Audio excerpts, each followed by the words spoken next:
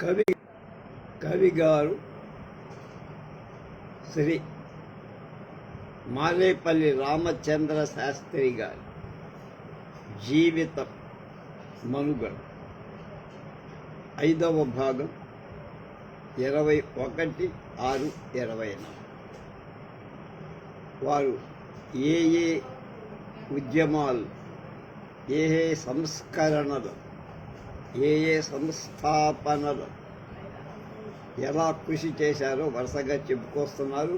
రచించినటువంటి శ్రీ జయంతి సుబ్బారావు గారు. ఇప్పుడు తెలుగు తల్లి కొలువు, దానిలో శాస్త్రి గారి చేసినటువంటి విశేష కృషి ఏమిటో చెప్తారు. ఒకసారి వచ్చినదే ఉంటాయి, మళ్ళీ చెప్తారు. చిన్ననాటి నుండి కవి గారికి తెలుగులో మక్కువ ఎక్కువ. తెలుగు తల్లిని కొలిచే వాళ్ళలో కవిగారిని చెప్పి తర్వాతే ఇంకెవరినైనా చెప్పాలి. వీరు తమ మక్కువను 9వ ఏట నుండి, అంటే కాకినాడకు వచ్చింది మొదలకు చూపట్టం మొదలుపెట్టారు. 16వ ఏట, అంటే 1890లో కవిత్వం చెప్పటం మొదలుపెట్టి చదువుకునేటప్పుడే వీరు కవి బిరుదాన్ని గడించుకున్న మాట ముందే మనం చెప్పుకోం. ఈ మెరుగే వీరికి తోటి పిల్లలలాగా కాక ఉపాధ్యాయుల వలన కూడా మన్నన కప్పంలాగా సమకూరు చేయగలనని చూపటానికి ఆ రోజుల్లో ఒకనాడు ధర్మాశ్రమంలోనే అష్టావధానం కూడా చేశారు శాస్త్రి గారు. కానీ అవధానాల వల్ల భాషకు కలిగే ప్రయోజనం లేదు అని వారు భావించారు. మొదట వీరి కవిత్వము సంస్కృత శబ్ద ఆడంబరాలతో ఉండే. సింగారపు ఎన్నికలకు కొండంత లేదు, కొరత లేదు. ఎలజవ్వనం తలచుకొని నూనూగు మీసాలు పొడగట్టుతున్న వృద్ధులలో ఎక్కడి తలంపు తలలో గంతులెడ్డ, అంటే చిలిపి. అప్పుడు తమ బసలైన మేడలలో అలంకరించుతున్న జర్మన్ రవివర్మ చిత్తరువులను చూసి వీరు సింగారపు తేనియ దొరికే వృత్తమాలికలు వ్రాయటం మొదలుపెట్టి విశ్వామిత్రుడు, మేనక, రాధాకృష్ణ, సుభద్ర, అర్జునుడు మొదలైన చిత్రాల మీద వర్ణించి వ్రాసిన పద్యాలు ముద్దులు మూట కడతాయి. వీటిలో కవిగారు మొదట 1893లో వ్రాసిన చిత్తరువు అంటే పెయింటింగ్ అని సరమే శెట్టి లక్ష్మీనరసింహం గారి చిత్రమాలికలకు మేలుబంతి అయ్యింది. ఆయనకి ప్రేరణ. శాస్త్రి గారు ఆ చిత్రాల మీద వ్రాసిన పద్యాలు ఎలా ఉన్నాయో చూద్దాం. బలితపు గాలి చేత కదుపంబడునట్టి కెరళ్ళ తాకున నిలుకడలేక ఇట్టటును నేరధి మీదను ఊగు నావలోపల గల దీప సంతతులు పాయక ఊగుతునుండ వాని కాంతులు పైపర్వి చూపరకు తోరకు వేడుక చేయుచుండెడ్డును. తల ఒక ఇంత వంచుకొని తల్పము చేరగ సిగ్గు చెందుతుంది. వలపొక మూలడెందమున వడ్డికి పారగ ఓర చూపుల చెలువని చూపుతో అతడు చెంగున మంచము డిగ్గె దాటి ఆ చెలి చెయ్యి పట్టి పాన్పుపై చేర్ప సుఖింతురు వారలు అంతట. బడారి పాపయ్య గారి చిత్రాలు లాగా ఉన్నాయి. ఆయనకి దానిపై ఇన్స్పైర్ అయి రాశారు. సుగంధి అనే పద్యం. ఎండ కాక చేత వాడి ఏపుమాసి క్రమ్మరన్ మెండు జబ్బు చేత చిక్కి మెల్ల మెల్ల తేరుతో కండపట్టు రోగులట్టు క్రాలుతుండు తీవెనన్ ఎండి కన్ను విందు చేయనేత్తు తోట చూడుమా.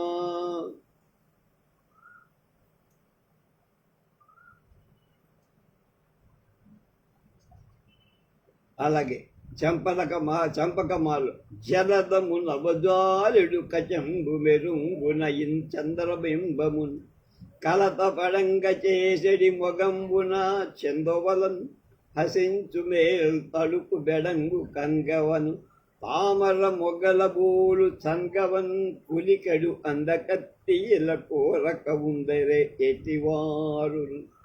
ఇంకో పది ఎక్కడ నుండి నేని తుబుక్కున ఉమ్మగనొనత్తు బుద్ధి కలంతును క్రక్కులు కలిగించును అమ్మక్క చెడు పొగాకు కిల్లి మానగవలదే. పొగాకు మీద కిల్లి మీద వద్దు అని చెప్పరు.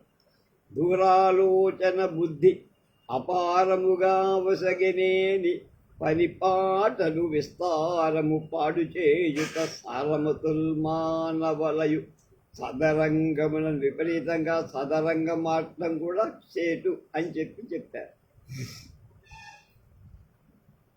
ఒకనాడు కవిగారు శెట్టి లక్ష్మీనరసింహం గారు మొదలైన మిత్రులతో చెరియలి కట్టకు షికారు వెళ్ళారు, అంటే విశాఖ సముద్రం. అప్పుడు వైదిక కవిత్వం కంటే నియోగి కవిత్వం జటిలంగా ఉంటున్నది. వైదిక కవిత్వం జటిలంగా ఉండదని శెట్టి లక్ష్మీనరసింహం గారు చెప్పారు. అప్పుడు కవిగారు అది సరికాదు అన్నారు. అయినా ఒకటి ఉదాహరణ ఇవ్వండి అని నరసింహం గారు కోరితే అప్పుడు కవిగారు నరసింహ కృష్ణరాయని అని పద్యం కంటే గడబిడగా ఉన్న భూభృద్భిక్కరికరిభిద్భూర్భు భూచ్చయన శేష భూభృత్త హి భ్రూభృత్ భూభృద్భియ భ్రూభృత్ భిద్రూపకీర్తి భూషణుడితడు అని అర్థం కానటువంటి చక్కని పదబంధంతో చెప్పి మళ్ళా భూభృద్భిక్కరికరిభిత్ భూభృత్ భృచ్చయన శేష భూభృత్త ఈ భ్రూభృద్భూ భృద్భూభృద్ధిద్దయ భూభృత్ భిద్రూపకీర్తి భూషణుడిత అనే కంద పద్యం అప్పటికప్పుడు అల్లి చెప్పారు. అది నియోగి కవిత్వమే అయి ఉండాలి. మీరిది వైదికిదే అయి కనుక్కుంటే దీనికి అర్థం ఎవరో చెప్పగలరా అన్నారు. అని నరసింహం గారు అంటే ఇది వ్రాసిన వాడను నేనేనయ్యా అన్నారట కవిగా. ఈయన వైదికే కదా. ఈ పై విషయాలను బట్టి కవిగారు అప్పటి వ్రాతలలో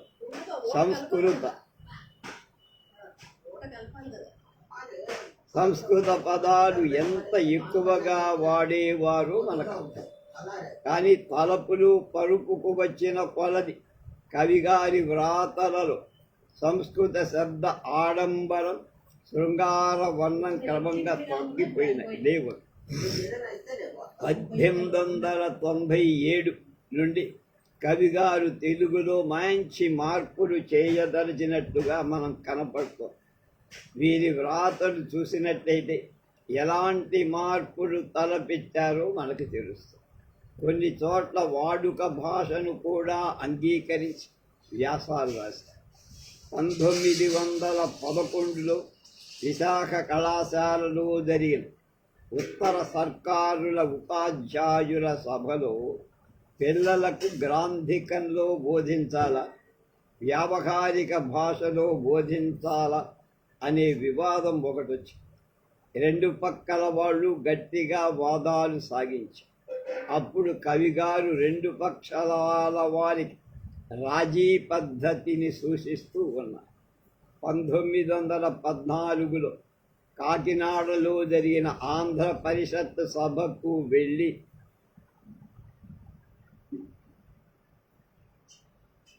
అక్కడ క్లబ్బులో జరిగిన సభలో వాద ప్రతివాదాలు తీవ్ర రూపాన్ని దాల్చినప్పుడు ఇలాంటి వివాదాలతో కాలయాపనం చేయటం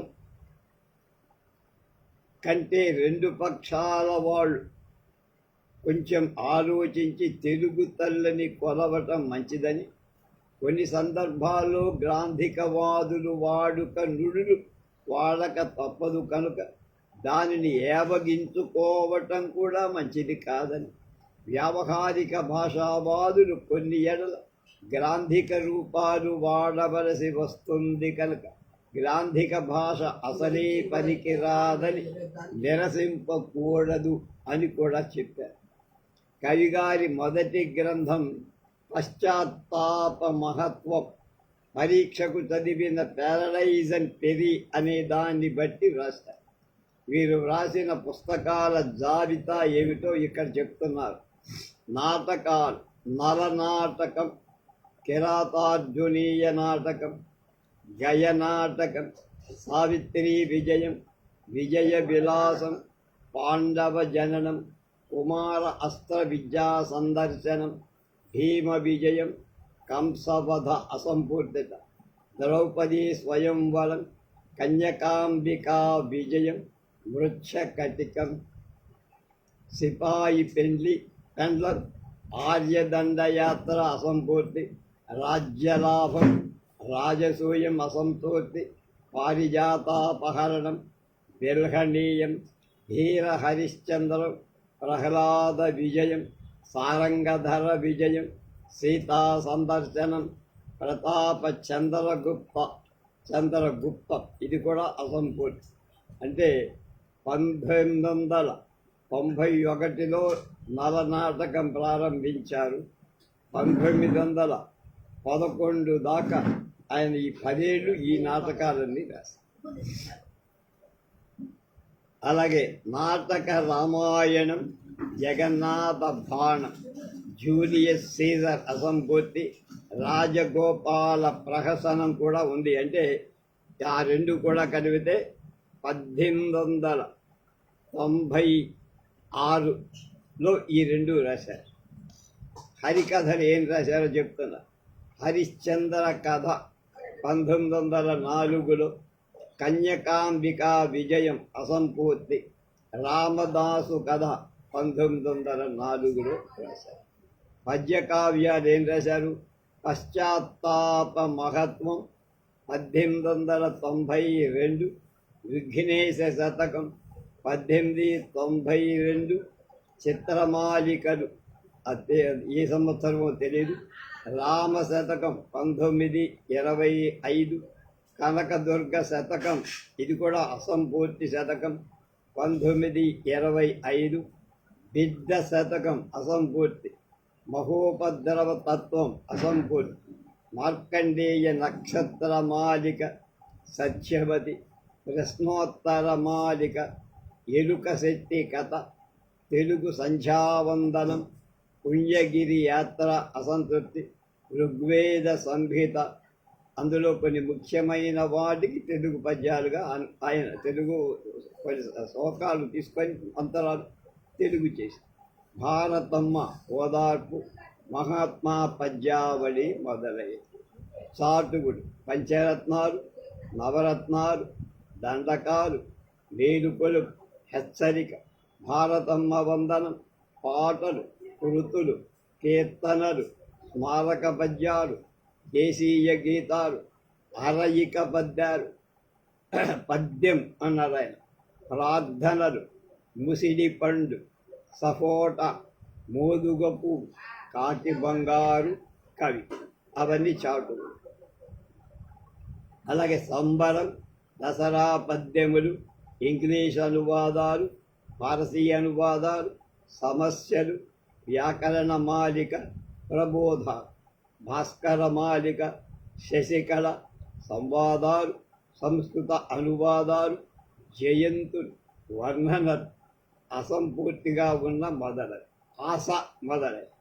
ఇక వచనంలో కథారత్నాకరం 1వ భాగం, అవతార కథలు, ఎన్నిక మణులు, కనకం అంటే బంగారు, సావిత్రి కథ స్త్రీల కోసం, శ్రీరాముడు అసంపూర్తి, సిగరెట్టు, విద్యార్థులకు హితోపదేశం, మానవ విధి, గ్రంథాలయ చరిత్ర, జాతీయ విద్యా ప్రణాళిక, విశాఖపట్టణ చరిత్ర ఇది కూడా అసంపూర్తి, బాలభారతం అసంపూర్తి, బాలరామాయణం, మన దాస్య విముక్తి అసంతృప్తి, పరశురామావతార కథ అసంపూర్తి, లీలావతారాలు కొన్ని, భారత కథలు కొన్ని, మన బీదతనం అసంపూర్తి, బుద్ధుడు అసంపూర్తి, ఆర్థిక స్థితి సూచక, భారతమ్మ అసంతృప్తి అసంపూర్తి మొదలైనవి. వ్యాసాలు మన మతం, ఇప్పటి చదువులు బతుకు, తిరుగులు అసంపూర్తి, ఇప్పటి చదువు, యానీ బిసెంట్ గారి జీవితం, స్త్రీ విద్య, కర్మయోగం, గ్రంథరచన, గ్రంథమాలిక. తెలుగు వార్తాపత్రికలలో వాడే భాష, మనం బాగుపడటం ఎలా, సేవావృత్తి, వసంతమ్మ గారి ప్రవాస శిక్ష, శిష్యత్వం, దురభ్యాసాలు, వసంతమ్మ గారు, లోకసేవ, త్రిలింగం, నాటి పెంపు చదువు, తెలుగు పరిపూర్ణ పాండిత్యం, తెలుగు తోబుట్టువులు, తెలుగు తోడు కొంత, ఆనంద గజపతి రాజు గారు విగ్రహారాధనం మొదలై. ఇక చేసిన అనువాదాలు: పశ్చాత్తాప మహత్వం, ఆత్తావన చరిత్ర, రసిక జన రంజనుడి కథ అసంపూర్తి, చిత్ర కథా రత్నావళి అసంతృప్తి, వేదసారం అసంపూర్తి, వ్యవసాయ శాస్త్రం, ఆర్యుల సాంఘిక స్థితి, దక్షిణా పథంలో వివాహ ఆచారాలు కొన్ని, స్వయం కృషి కొంత, గ్రీకు వీరులు కొంత, అలాగే ఆరోగ్యం, గృహ నిర్వాహకత్వం కొంత, ఇమిగ్రేషన్ ఆఫ్ ఇండియా కమిటీ వారి రిపోర్టు, అలాగే గోఖలే భరతఖండ సంస్కారం, గోఖలే గారి జీవితం, భరతఖండ జాతీయత, ఆర్య సమాజం, భరతఖండ రక్షక సైన్యం ముఖ్యాంశాలు. అందులో బిజినెస్ బుక్ ముఖ్యాంశాలు కొన్ని, United States of America Lajpat Rai అసంపూర్తి, భారత మహాజాతి కొంత, దేశీయ వృత్తులు, వ్యవసాయ అభివృద్ధికి లోపాలు, భరతఖండ సాంఘిక చరిత్ర, పనిపాట్లు, చేతి మగ్గపు నేత, మన వృత్తి చరిత్ర, భారత సామ్రాజ్య ఆదాయాలు, వ్యయ సంస్కార సంఘ నివేదిక, భూమండల జ్ఞానం, ఔరంగజేబు కాలపు ఇండియా, ఔరంగజేబు చరిత్ర,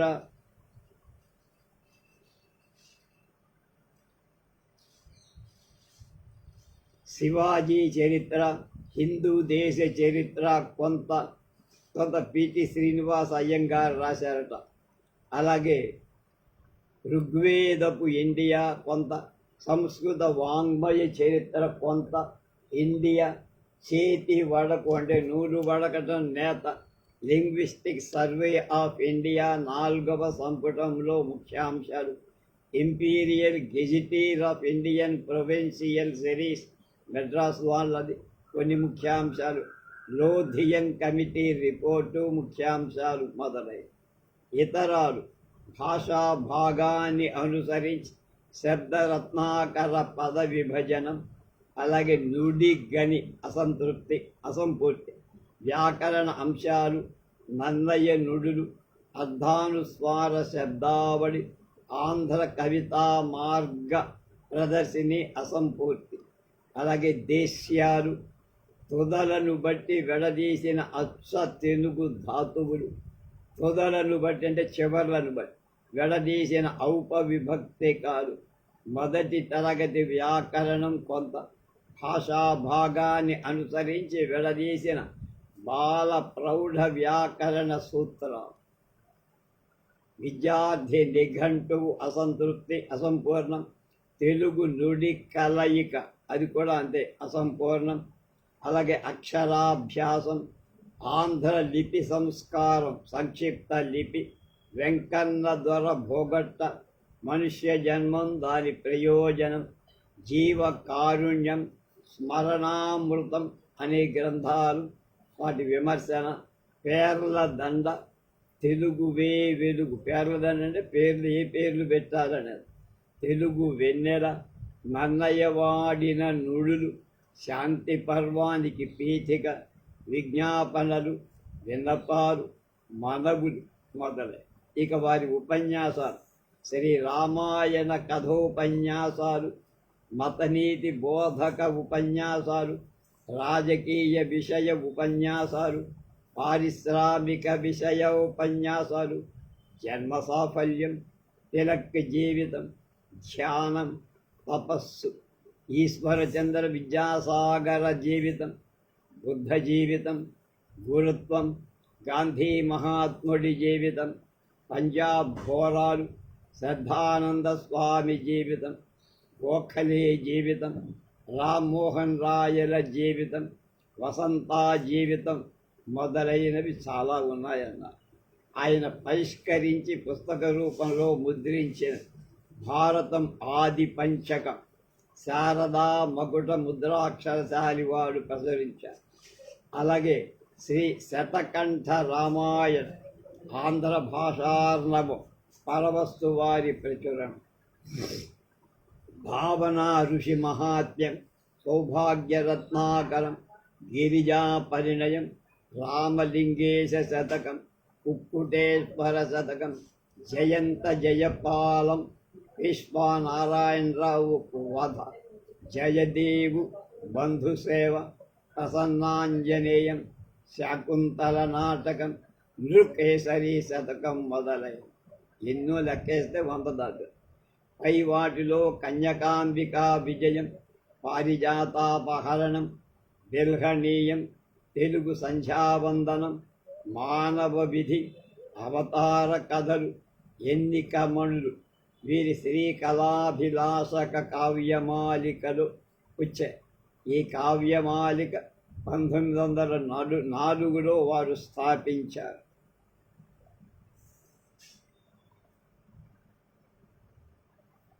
ఇదే తెలుగునాట మొదట వెలసిన కావ్యమాలిక. దీనికి వెన్నకోట అప్పల నరసింహం శక్తిగా అండగా ఉన్నారు. మిగిలిన వాటిలో కనకాన్ని కొన్ని వ్యాసాలు మాత్రమే అచ్చుపడ్డాయి. మిగిలినవి ఇంతవరకు వెలుగులోకి ఆలోచించేటైతే వగపు పొడము కలుగుతుంది. ఇంత నిర్లక్ష్యం ఎందుకు చేశారో ఆయన కవిత్వం మీద, ఆయన పుస్తకాల మీద ఎవరు అశ్రద్ధ తీసుకోకపోవటం, ఆయన చనిపోయిన తర్వాత ఎవడూ పట్టించుకోకపోవటం, తమ తలంపులు సరిగా తెలపటానికి వెలువడిన నుడి పడేటట్లుగా వీరు కొత్త వృత్తాలు కల్పించి తగిన పేరులతో కొన్ని ఎడల వాడి తమ కవిత్వ తపన వెల్లడించి వాటి పేర్లు రౌద్ర వృత్తం, పరాక్రమ వృత్తం, వీర వృత్తం, శబాస్ వృత్తం, తలపు వృత్తం, విజిత వృత్తం, సమ్మోద వృత్తం, ప్రోత్సాహ వృత్తం, గంభీర వృత్తం, ఉద్రేక వృత్తం, ప్రతాపవృత్తం వృత్తం, వితర్క వృత్తం, కరుణా వృత్తం, సౌఖ్య వృత్తం, కోకిల వృత్తం, ప్రమోద వృత్తం, అందము వృత్తం, జెండా వృత్తం, జేయ వృత్తం, ధర్మ వృత్తం, జయ వృత్తం, వీరానంద వృత్తం, అధ్యక్ష వృత్తం, ఆశీర్వచన వృత్తం, గంధి వృత్తం, స్వరాజ్య వృత్తం, కమలా వృత్తం, ధ్యాన వృత్తం. అవన్నీ ఆయన సొంతంగా కల్పించి తయారు చేసిన వృత్త పద్యాలు అంటే పేర్లు అన్నమాట. వాటిలో రాశారు. కళాశాలలో విద్యార్థులకు బోధించే రోజులలో కవిగారు తెలుగుకు సరి అయిన వ్యాకరణం లేని లోపాన్ని తెలుసుకొని తెలుగు సొంపుగా సరిచేసేటట్టుగా వెల్లడించటానికి నుడి తీర్పు వ్రాయటానికి పూనుకొన సంస్కృతపు నుడి తీర్పులలో నుండి తీసుకున్న పారిభాషిక పదాలు మక్కీలు వదిలేసి గుర్తు నుడులు కూడా తెలుగులోనే ఏర్పరచారు. తెలుగు ముక్కలకు వ్యుత్పత్తి ఏమిటి అనే వెర్రి మాటకు వగచి కవిగారు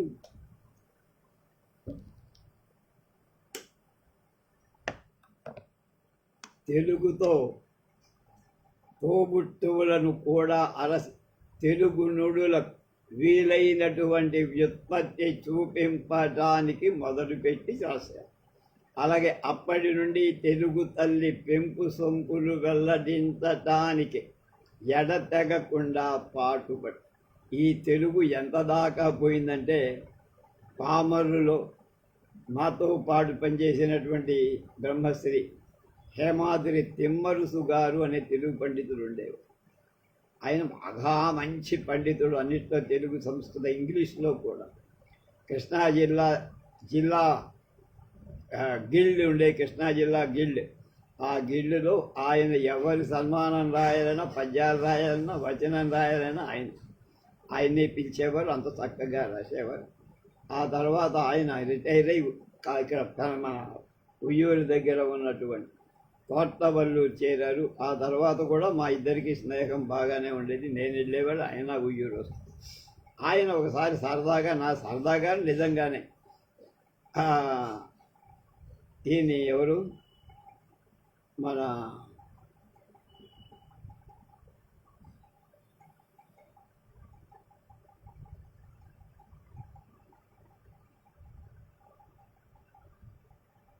తెలుగు అవధానాన్ని చాలా విజయవంతంగా నడిపినటువంటి చల్లపెళ్ళ వెంకట శాస్త్రి గారిని ఒకడు అడిగాడు. ఆయన దేనికి ప్రతి పదానికి తెలుగులో నీకు వ్యుత్పత్తి ఉందిరా అన్నాడు. అయితే అడిగాడు, మెదడు అంటే ఏమిటంటే, మెదడు అంటే మెదడు ఆలోచింప చేసేది, చెయ్యి అంటే చేసేది, కాలు అంటే కదిలించేది లేదు కదిలేది. అట్లా వరుసగా అన్నిటికీ చెప్పారు. ఆ కుంటివాడు ఒక తమాషా ప్రశ్న అడిగాడు, మొల అంటే ఏమిటండి గురువు గారు? మొలిపించేది అన్నాడు. అది నాకు చెప్తాడు, నాకు ఎప్పుడో చెప్పి కూడా 30-40 ఏళ్ళు. అలా అతి తెలుగుగా తెలుగులోకి వెళ్తే అలాగే వస్తుంది. మామూలుగా నమస్కారం అనకుండా ఇప్పుడు ఏదో వాడు ఆ తెలుగు అసలు తెలుగు వాడు ఏదో మాట్లాడుతుంటారు, మనకు కంగారుగా ఉంటుంది ఆ భాష. తప్పేం కాదు, కానీ మనం అలవాటు పడాలి. ప్రాకృతము సంస్కృతంబున ప్రవృత్తులనిరి అకట తెలుగన్నతో వాని వికృతి అనిరి. ఎన్ని వ్రాతలు చూసిన ఇదయే నిగ్గు తెలుగునకు బానిసదనంబు తెచ్చి ఇడిరి. తెలుగు వికృతి అంతును కొందరన అరయక కనక మరికొందరది ఒప్పుకొనద రహ ఒప్పుకొంటారు అహహ. ఎందరటులున్న మరి దానికెందరియ్య కొనిన అందులకు నేనియ్య కొనన రవంత. మీరెలా మీ సాగు మీరు సావండి, నేను దాన్ని ఒప్పుకొని. తెలుగు వికృతి కాదు అంటాడు ఆయన. సంస్కృతము మహాభాషయై చలుగుగాక, ప్రాకృతము గొప్ప భాషయై పరగుగాక.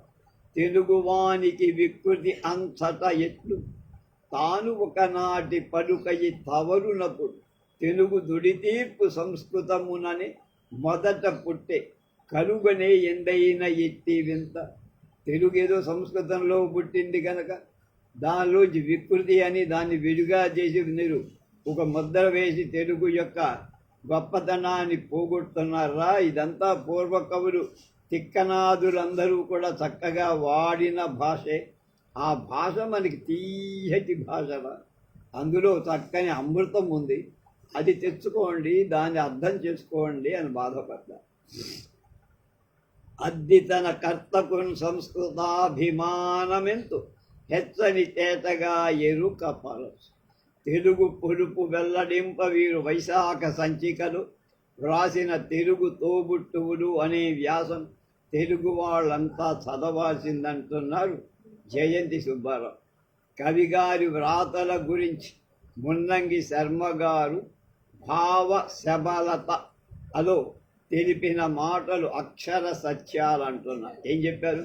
ప్రాచీన సంప్రదాయం మీద భక్తి విరుగకూడదు, అర్వాచీన సంస్కారం ఎడ రక్తి కూడా తరగకూడదు. కనుక రెండింటికి బ్యాలెన్స్ ఉండాలి.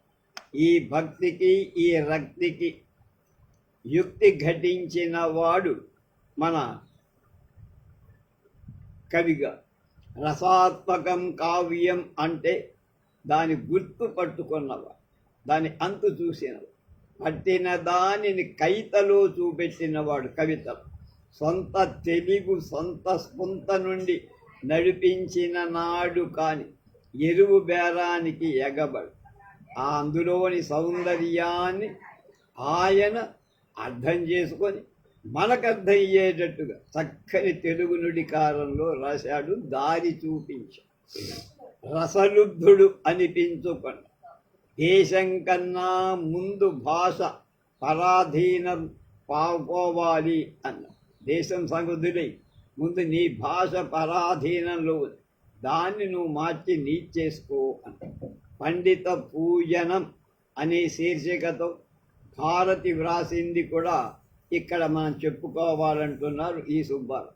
వీరు కవి, తేనెలొలికింపగల పండితుడు, పలుకుల పొలకుల తెలియగల, దగ్గర భాషలతో దూరపు భాషలతో తెలుగుకు గల చుట్టరికము పోల్చి చూసి తెలుగు మేలిమిని వీరు తెలుసుకొన్న తెలుగు పుట్టువును వెలిపెత్తగల నిఘంటువును రచయించటానికి సంకల్పించారు.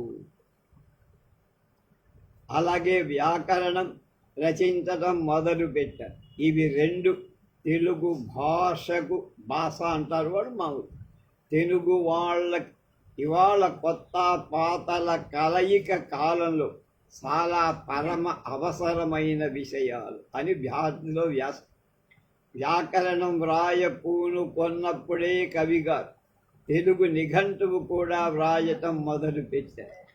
అంతలో సాహిత్య పరిషత్తు వారు సూర్యరాయాంధ్ర నిఘంటువు తయారు చేయ మొదలుపెట్టారని విని ఆ కళంక తాను అప్పుడు దాని పనిని వదిలిపెట్టి పాపం అందులో పడ్డారు. కానీ పరిషత్తు వారు వెలువరచిన నిఘంటు మత్స్సు పదాల పీఠికలు సాధన సామగ్రి లేక చాలకపోవటం చేత వ్యుత్పత్తులు చూపే ప్రయత్నం విరమించటం వల్ల విరమించున్నట్టులా వ్రాయటం చూసి అలాంటి నిఘంటు వల్ల తెలుగు తల్లి మేలివాంగమయమాలున్న పలుకు వెలందులు ఎక్కిన గద్దెలతో సాటి వచ్చే గద్దె ఎక్కటానికి వీలు పడదని మదిలో నొచ్చుకొని విడిచిపెట్టిన నుడి కడలిని తిరిగి కూర్చటానికి ఆయన బయలుదేరి మొదలుపెట్టారు. పలనాడులో పలుకు చెరుల పుట్టు పెంపులు కూడా తెలుసుకోవాలని ఆ పనికి మొదలుపెట్టి తెలుగునాటిలో ఉసురు జిగితో చలంగుతున్న తెలుగు నుడులను ఆయన కూడబెట్టడం అంటే సేకరించడం ప్రారంభించారు. చిన్నతనం నుండి కవిగారికి కవిత్వ మార్పులో చొరవ ఎక్కువ. చిన్ననాటనే నాటకాలు వ్రాసి ఆడుతున్న వీరిని బాలకవి అని సాంఖ్యాయన ఆతంత వెంకట సాంఖ్యాయన శర్మ గారు అప్పుడప్పుడు ఎగసెక్కాలు ఆడుతుండట్టుగా ఉండేదట ఆయన అనేవారు. దానికి జవాబుగా కవిగారు ఒకసారి విజయ విలాసం అనే నాటకాన్ని ఆడినప్పుడు సాంఖ్యాయన శర్మ గారు మొదలైన పండితులను పనిపెట్టి పిలిచి బాల కవిజన విరచిత భవ్య కావ్య నాటకంబులు మిగుల ఆనందకరములైన గతి ప్రౌఢ కవి జనానూన కావ్య నాటక వితాన మగునే ఆనందకరం అని సవాలు విసిరారట. అనే పద్యం చదివి తమ స్వరవతో చతురతను ఎంత గొప్పగా తాను ఈ పాటగాన్ని నిర్మించింది రాసింది చెప్పు. తరచుగా పండితులకు పిల్ల కవులను ఈసడించి పండితులన్న భయపడేటట్లుగా చేయటం అందరికీ అలవాటు. కానీ కవిగారు పిల్ల కవులను బుద్ధగించి అంటే వర్ధమాన కవులు వాళ్ళకి ఎంతో హెచ్చరిక ఇస్తుంది. ఇప్పుడు కడుగొప్పగాను వర్ణింపబడడి పౌఢ కవులు ఒకప్పుడు బాలురు, మరి ఊరు పేరులు లేనట్టి వారలే సుమా. ఇవాళేదో మీసాలు మెదేసి కవిత్వంలో బ్రహ్మాండంగా రాస్తున్నారు అనుకున్నటువంటి వీళ్ళంతా పూర్వం మీలాగా ఏం తెలియని వాళ్ళేరా, కంగారు పడక్కలు అని తమ కుమారాస్త్ర విద్యా సందర్శనలో కవిగారు రాస్తారు. కవిగారు వస్తి పుస్తకాలు రాసేవారే కాదు, తెలుగు తల్లిని బానిసలపు చెర నుండి విడిపించి, ఏం బానిసం? సంస్కృత బానిస. విడిపించి ఆమెను సాటి లేని మేటి గద్దెపై నిలిపి ఇప్పటి పలుపు రాణులలో ఒక రాణిగా, అంటే ఒక భాషలో తెలుగు భాషకి రాణింప చెయ్యాలని తలపెట్టిన దిట్ట పలుకుల తీర్పరి ఎక్స్పర్ట్ అన్నట్టు.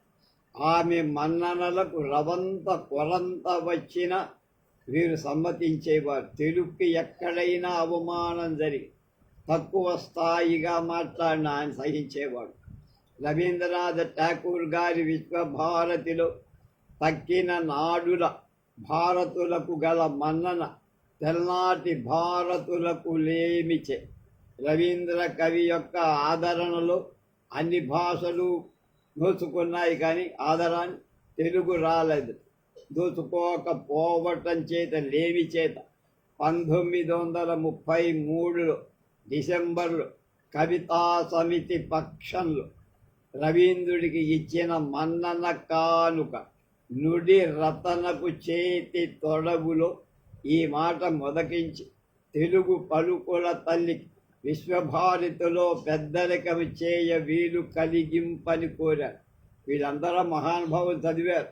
ఎవరెవరు చదివారు?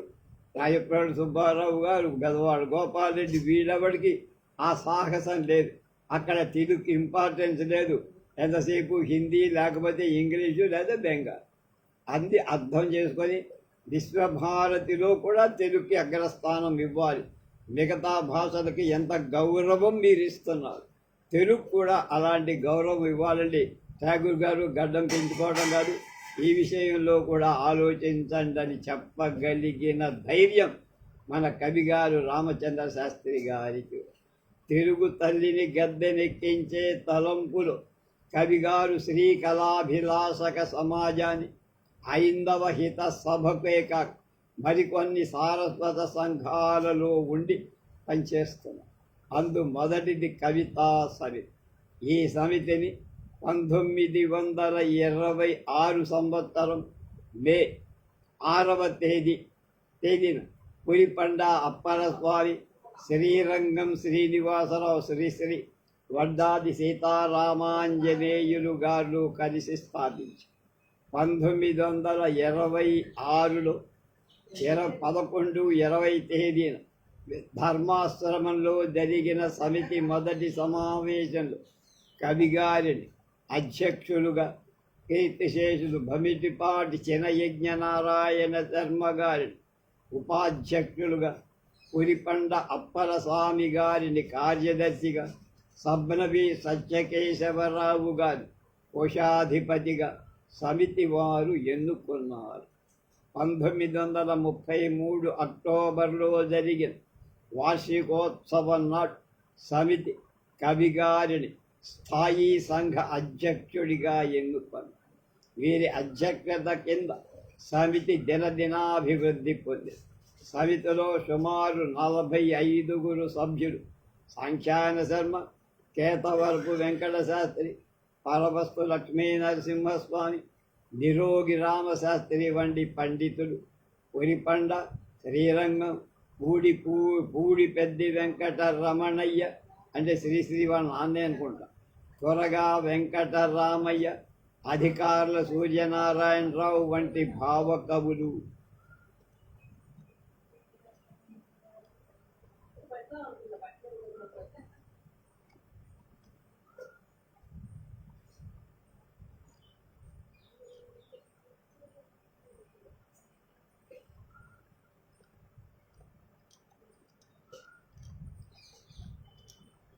గుబ్బూరు వెంకటానంద రాఘవరావు, గొడవర్తి రామదాసు వంటి వాంగ్మయ పరిశోధకులు, తాపీ ధర్మారావు, శెట్టి లక్ష్మీ నరసింహం వంటి ప్రబంధకవు, ఇంకా అనేక శాఖలకు చెందిన రచయితలున్నారు.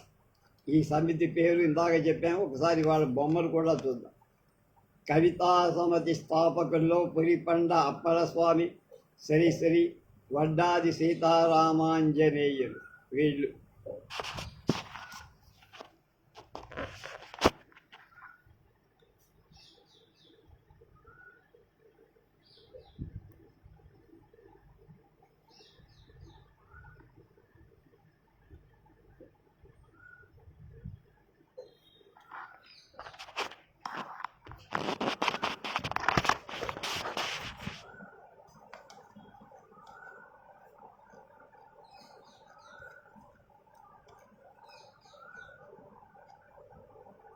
కవితా సమితి గ్రంథావళి పేర కొన్ని గ్రంథాలు వెలువరించి 2 వార్షిక సంచికలు ఇచ్చారు.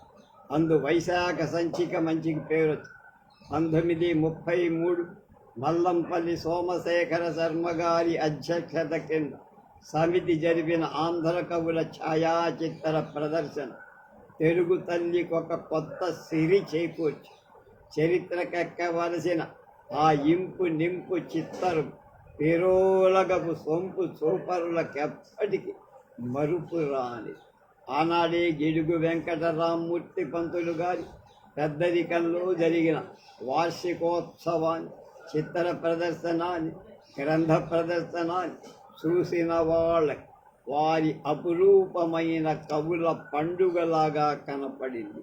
కవితా సమితి గ్రంథాలయం అనే పేరు ఒక గ్రంథాలయం కూడా ఇప్పుడు ధర్మాశ్రమంలో ఉన్నది. కవితా సమితి పక్షంలోనే మేలి తెలుగు నిఘంటు కవి గారు ఇప్పుడు తయారు చేస్తున్నారు. ఈ పుస్తకం రాసేటప్పటికీ ఆయన చేస్తూనే ఉన్నారు.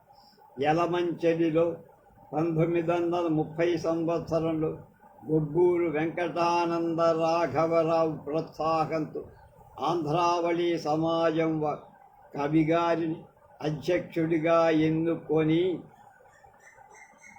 ఈ సమాజం ఆంధ్రావళి మోదమున్ పరయునట్లు ఆంధ్రావళి గ్రంథమాలిక అనే పేర ముఖ్యంగా విజ్ఞాన విషయాలను జనసామాన్యానికి అందించటానికి నిర్మించబడింది, ఏర్పడింది.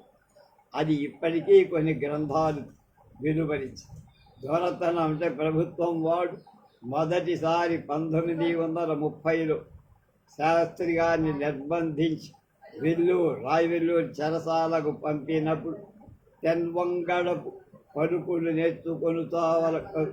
నేర్చుకొనుతూ వలయువారికి తెలుగు నేర్పుతూ తోటి పెర్ర పలుకు పండితులతో నెయ్యము కుదుర్చుకొని వారిని ఇయ్యకొని అక్కడినే కవిగా భారత భాషా సమితి జైల్లోనే స్థాపించి భారతదేశంలోని అనేక పలుకుల పండితులు అంటే అనేక పండితులు అన్ని భాషల ఇందులో సభ్యులుగా తీసుకున్నారు.